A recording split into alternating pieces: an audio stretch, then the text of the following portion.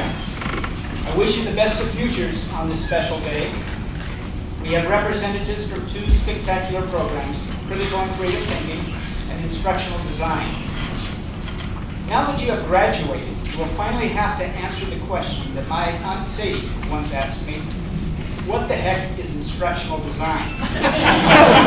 Why do you have to be so critical? Uncle Spud has been critical all of his life. And finally, what did you learn? Fortunately, I am pretty quick on my feet, and when confronted by my 6 foot 1 inch in flats Aunt Sadie, I told her that I had learned 2 things in my studies. 2 things. And she asked, expecting me to expand. 2 things, I responded. Now let's turn back the calendar a bit to a time when I was teaching math. A colleague told me the story of a student of his who struggled with the concept of rounding numbers. When given a problem, say with 11.68 as the figure to be rounded, she would answer 0. When given the number 3,214, she would also answer 0. No matter what the problem, she kept answering 0. Now my colleague thought that she did not understand the concept of rounding numbers and met with her after school. Why, he asked, do you always write 0? The answer should be 12 in the first case and 3,000 in the second. And he talked about place value, the unit to which it was to be rounded, that 5 and above went up, and that 4 and below remained the same. Why did you keep putting down 0 no matter what was asked? Well, she said, 11.68 rounds to 11.7, which rounds to 12, which rounds to 10. And if you look at the next spot, hundreds, there are none. So the answer is 0. She had one answer, only 1, 0, and yet she actually understood all the concepts that the teacher was trying to teach. In that 0 was every problem, every conceivable number, whether it's 3, 23, 123. Each would have that single answer. Through our conversation, I came to grapple with the concept of information entropy, a term coined by Claude Shannon, to calculate the information in a message.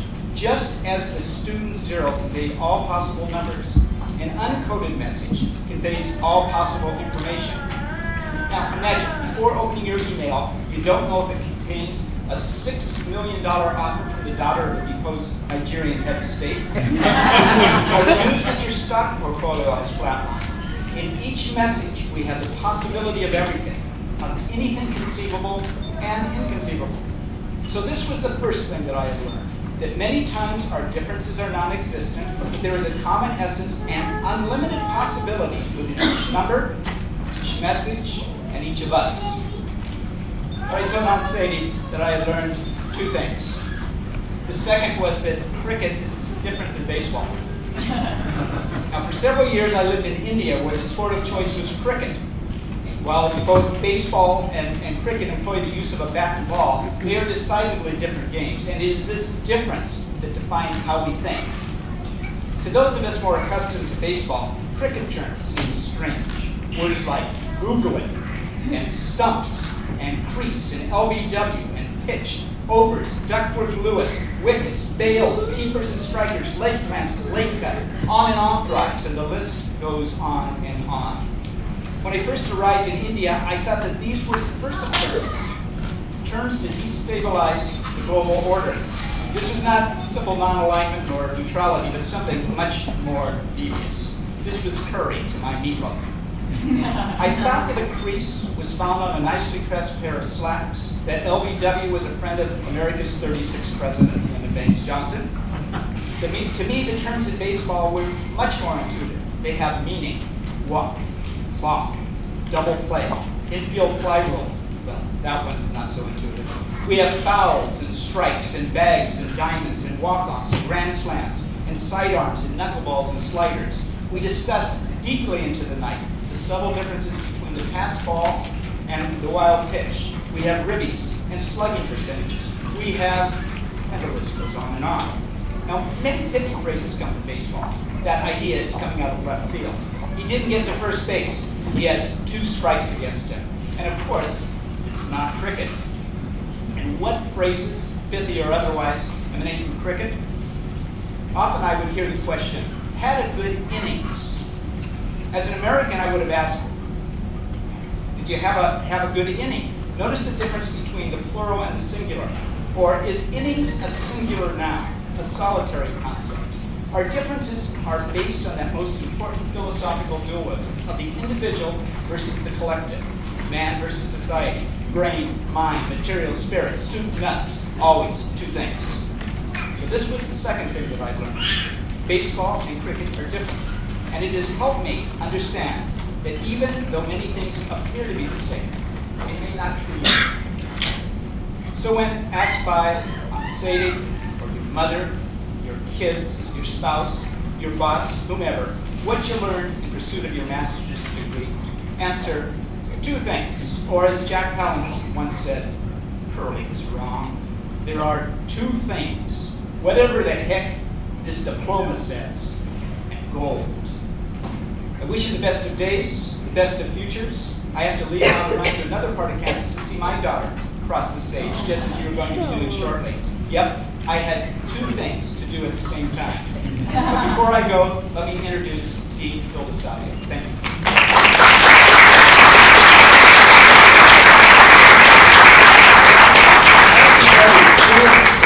In the College of Advanced and Professional Studies are graduating children.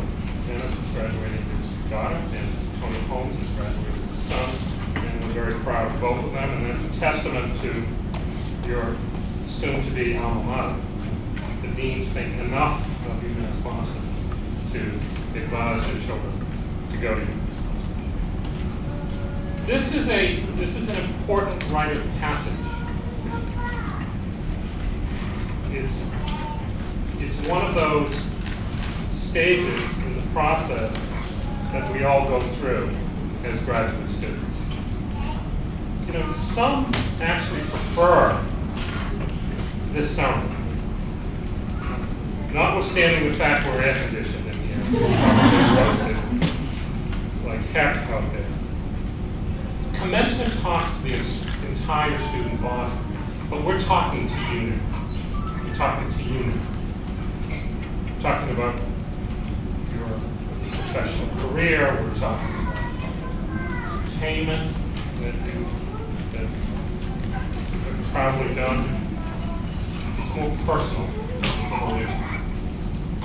And as the dean, I have the great honor of individually presenting you your degree. I look forward to it. It's also an opportunity to have representation from your student colleagues. I always look forward to reflections on your student colleagues.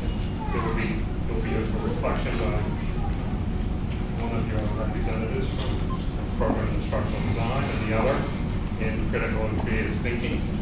I can just see the person now who's going to be speaking. Are you nervous?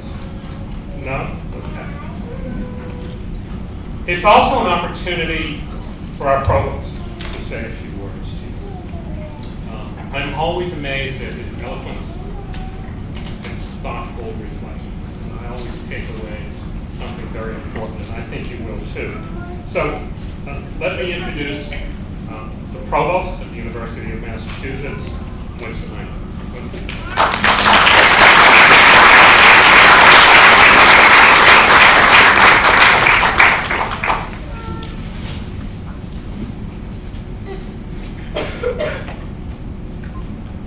Good afternoon. All of the colleges and schools and universities, this college and its students have been associated with a number of students, and I just want to touch a few. Complete what Dennis, the dean, began looking at different. Your college has been part of what we may call risk-taking. In all of human history, very little has been accomplished without the taking of some risk. from the food, we have come to know, we did not always know, we still do not know what is possible in some potential food come. From the food that we eat, from the sleep that we take, when and where, the shelter we may have, or beyond that. Taking the time to engage in intellectual labor, what we call study, intellectual labor, an uncompensated labor, incidentally, an uncompensated labor. The understanding that you will be compensated for all of this uncompensated effort. Respect. In the Constitution of the country, it's coming into being. There are all types of controversies on this campus about colleges coming into being. Not the other college. When nursing was supposed to be part of this campus, it was controversial. And management of the business college was part of this campus, controversial. But it was more that perhaps existing schools and colleges did not want to conceive a sharing of power. In becoming the scholar, you had that, the matter of sharing of power. But it also had a particular edge of risk-taking. What is this college going to do? It was going to do a number of things that the other schools and colleges didn't do. And if you know anything about colleges of arts and sciences, they think they do everything. So if you're going to do something that they do not do, oh, there is some risk entailed here.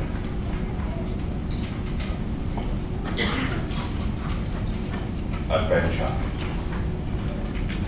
From the term adventure, notice the word had, to venture. Going beyond what is normally ventured. Academic institutions are fairly conservative entities, and they do well in conserving. They are not very good at venturing. This college was supposed to be coming into being, to be in the business of adventuring. And so there was a grounded suspicion. It was linked to everything else.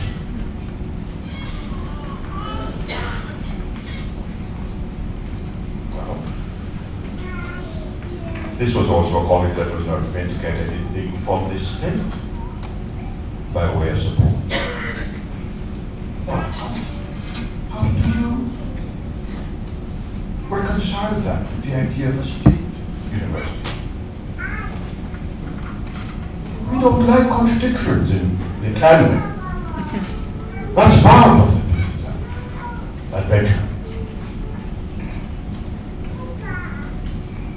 It would call for a particular type of entrepreneurial impulse.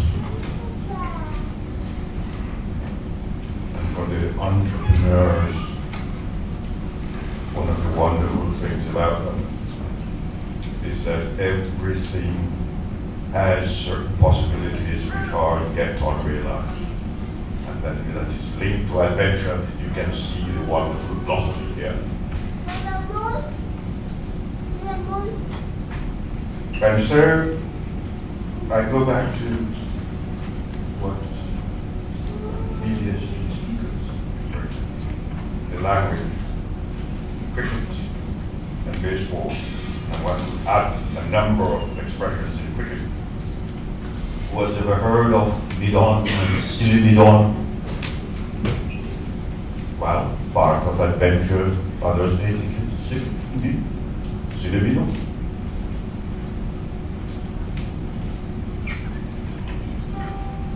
One may even leave slip.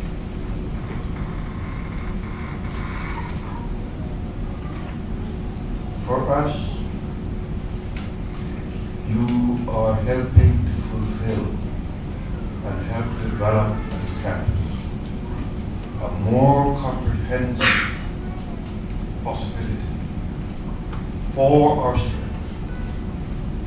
But in those comprehensive possibilities, you're always also embodying the language of a more comprehensive condition of being.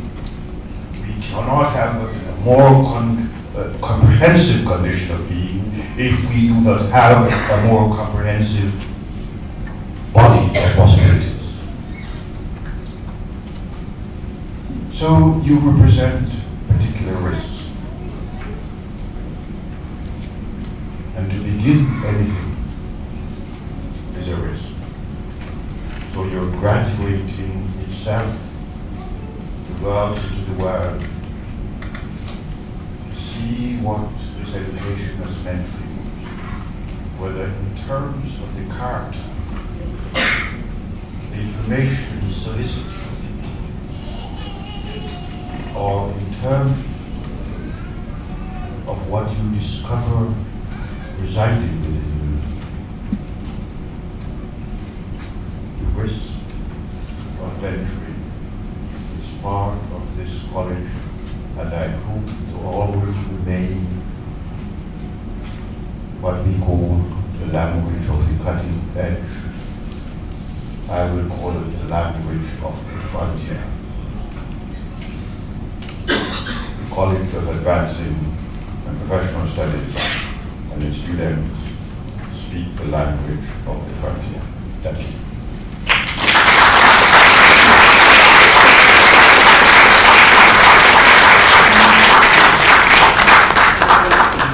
We will now have the presentation of the degrees with Dean Salvio, place, and students will be ready to come up to the stage.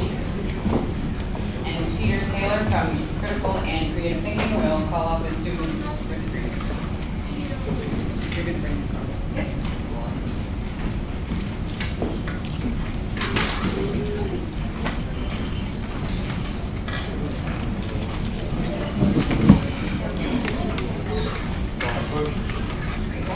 Our first graduate is Carol Pepper.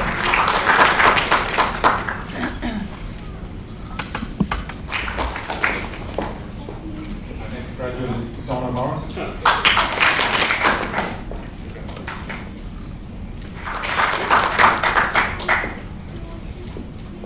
And now we'll have Professor Stephen Schatz from the Instructional Design Program presenting the students. This is my first year being here. It's an incredible honor to have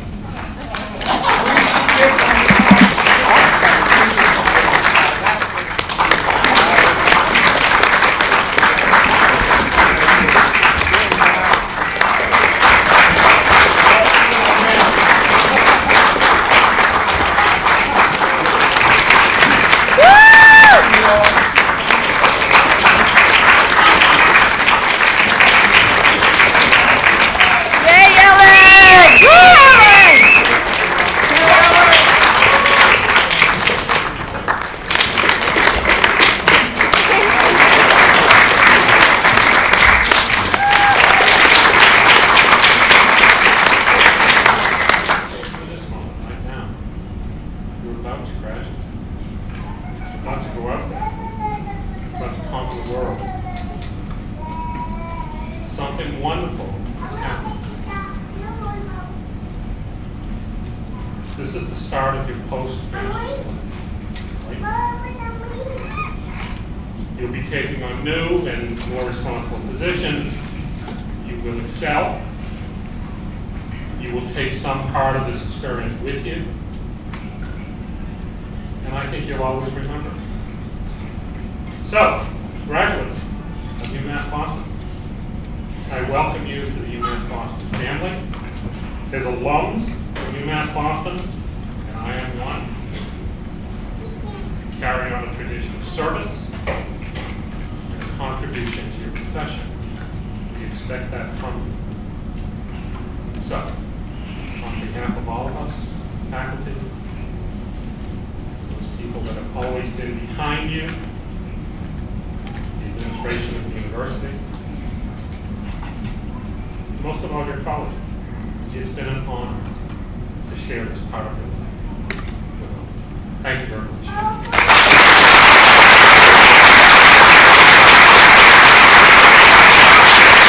Graduate school.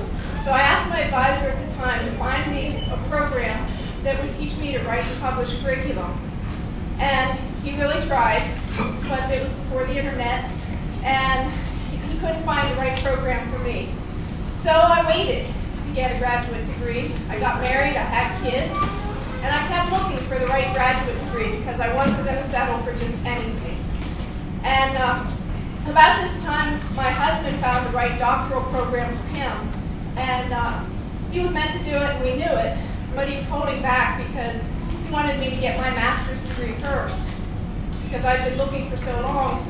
But I told him I hadn't found the right program yet, and so he went ahead, but he had one condition, that I would go next. He made me promise that I would graduate before my kids got their college degrees. And a few years later, when he died of cancer, I didn't think I could keep my word. I had to get my kids through school. I had to make sure that they could get to college and that they would follow their dreams. So I really gave up looking for a graduate program for a while. I only started looking again about the time my son started college a few years ago. And that's when I found CCT. It was special. It was the right program. It was what I was meant to do. And CCT, when I tell you that there is no other program like this program in the country, when I tell you how special it is, I know what I'm talking about because I have been looking for you for a very long time. That's sweet. In fact,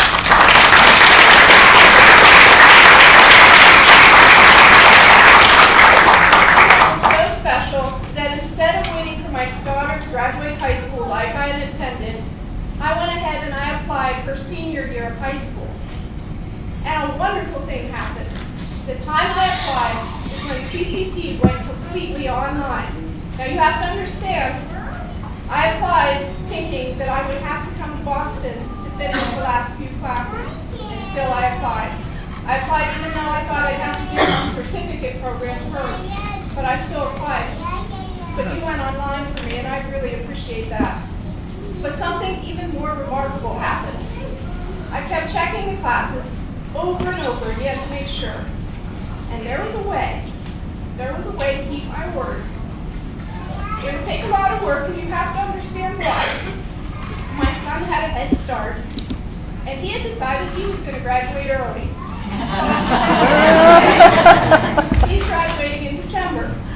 And believe me, I did not want to have to be in a race with my daughter, because even though she just finished her freshman year of college, she's already on track to graduate early too. So CCT, I'm so grateful because there are a lot of reasons that I had to take a degree and get it in 18 months.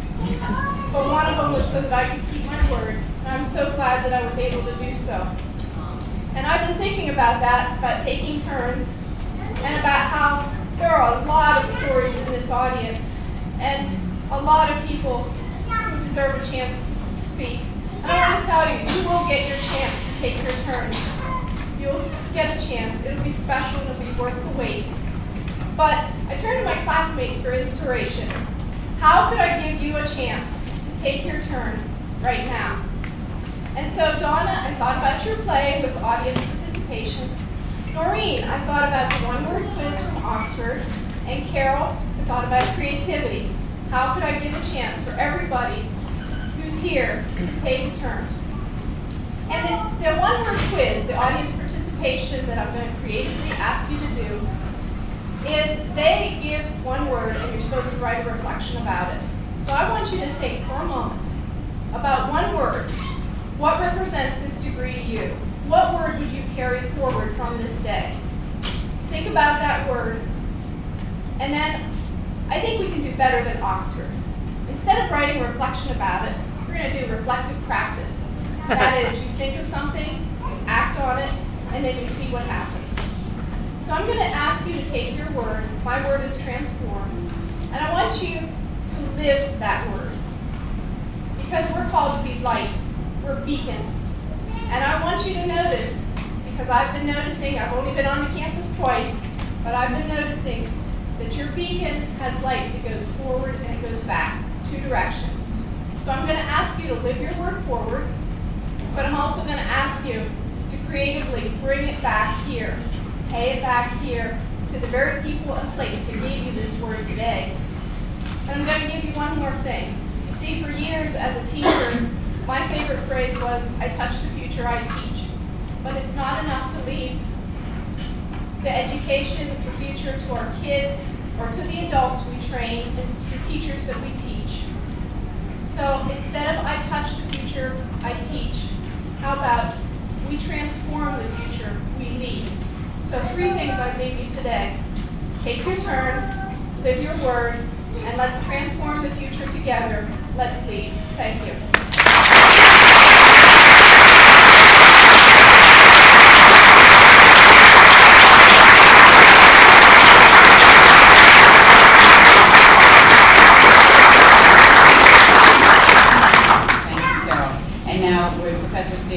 Please come up and introduce his student. So, instructional design is a field that's often stuck in the past, and we're pushing into the future. And that takes risks. It takes risks to do that. And the people who have been, I have been blessed by having in my capstone. You know, sometimes you talk to them a little bit, sometimes you talk to them every week, and sometimes they really affect you, and sometimes it's, you know, it's nice. Maha started the semester and said, can I call every week?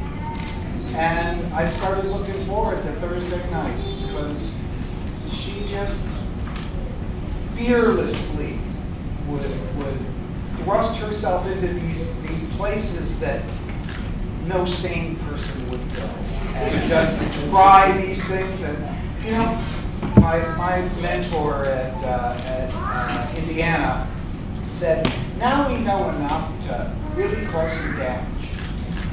You know, we haven't been able to do that yet.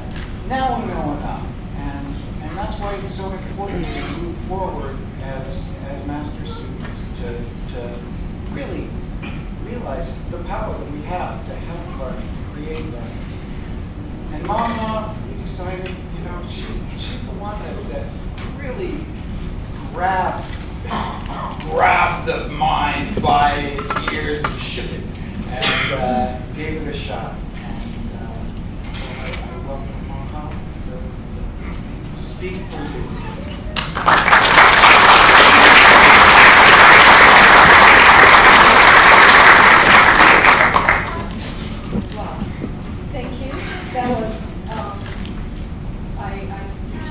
Maybe I should go back.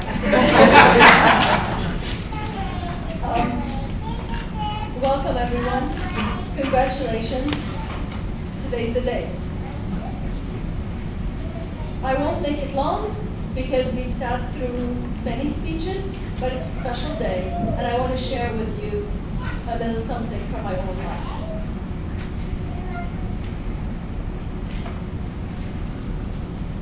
Steve Jobs once said, you can only connect the dots looking backwards.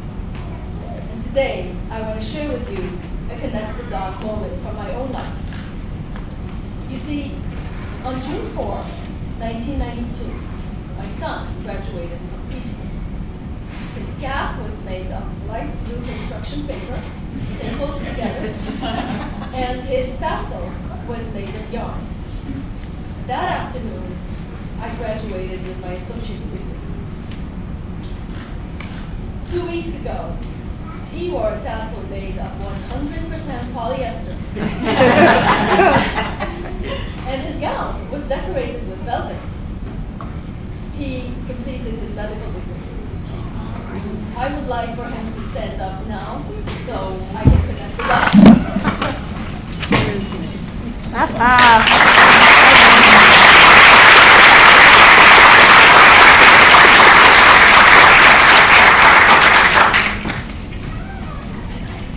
The Lebanese-American poet and thinker Khalil Gibran wrote, "The teacher who is indeed wise does not bid you to enter the house of his wisdom, but rather he leads you to the threshold of your mind." Look at us today. We've been there. In the words of Stephen Schatz, don't take my words and repeat them. Come up with your own thoughts. No matter whose quote you take, we have been to the threshold of our minds.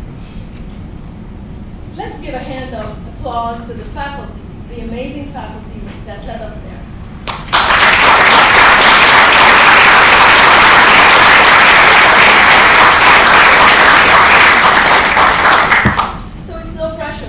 But now, it's our turn to be the top-notch leaders, educators.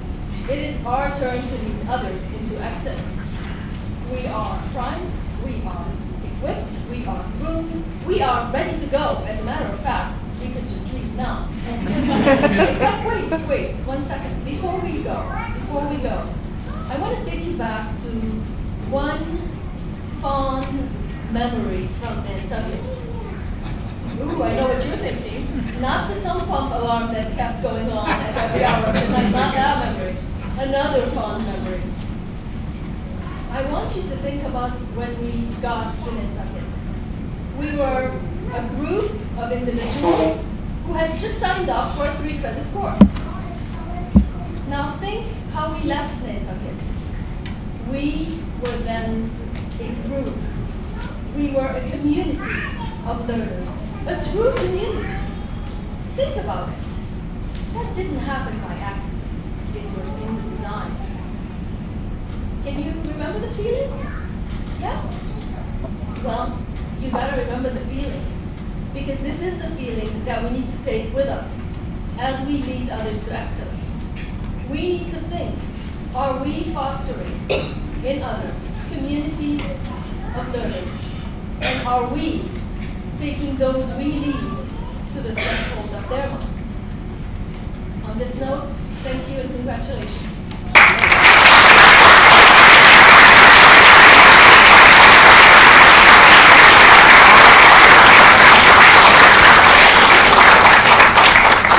I'd like to welcome back Dean Salvio for some concluding remarks.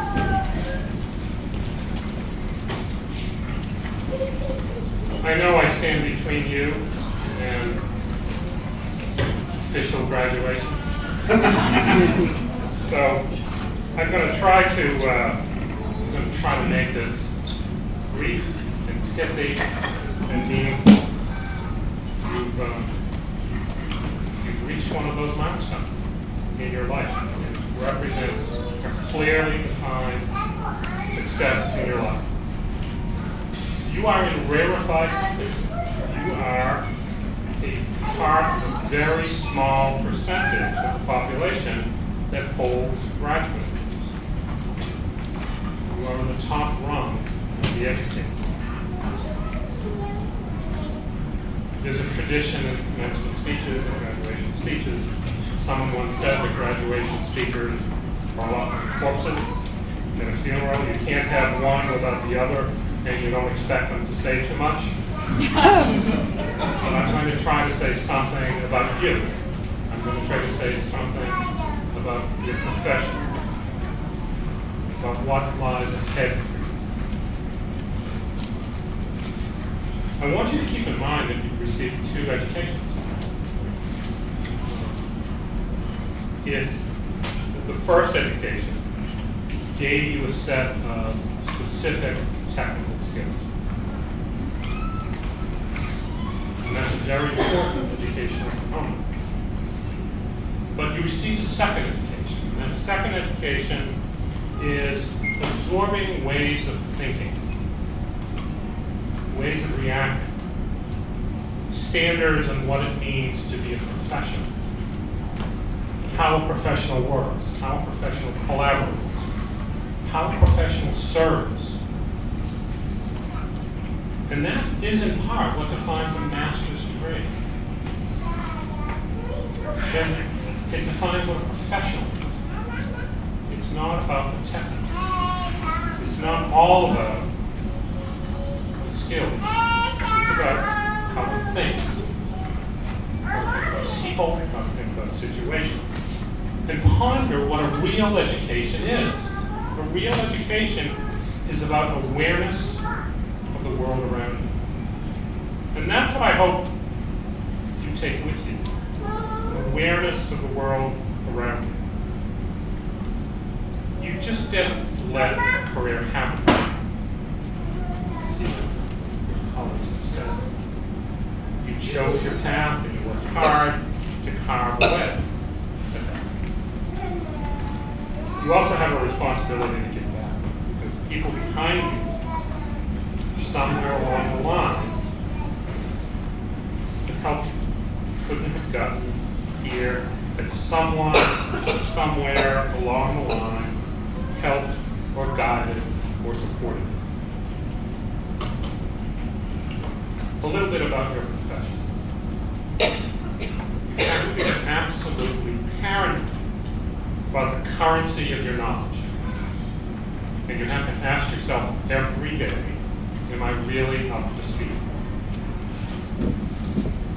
Or am I stagnating intellectually? Am I faking it? Am I falling behind? Am I still learning? Or am I just doing the same old stuff every day? I urge you to keep learning. I urge you constantly be on the lookout for change. You never know what life has in store for you. And you have to put yourself outside the comfort zone. Opportunities may come and may not come. Opportunities don't come. Then build a door. This diploma you're receiving today shouldn't be thought of as a reward. It should be really thought of as the opportunity, a commitment, an obligation to forward and continue the lifelong process of learning. And that means you're discovering your passion. You're discovering your passion all the time. You will make a difference. I'll let you on a little secret. The easiest thing in the world is to do a graduation speech. Because no one really ever remembers what you said. I know. I've been to many, many graduations. And it's a wonderful experience while you're going through. It's not what any of us have said today. It's what you did. It's what you created by your hard work and your perseverance. So we don't remember days, we remember moments. And I want you to remember this moment right now. You're about to graduate. You're about to go out there. You're about to conquer the world. Something wonderful has happened. This is the start of your post-graduate life. Right? You'll be taking on new and more responsible positions. You will excel. You will take some part of this experience with you. And I think you'll always remember.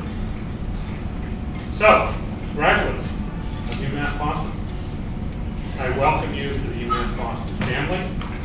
As alums from UMass Boston, and I am one, you carry on a tradition of service and a contribution to your profession. We expect that from you. So, on behalf of all of us, faculty, those people that have always been behind you, the administration of the university, most of all your colleagues, it's been an honor to share this part of your life with all. Thank you very much.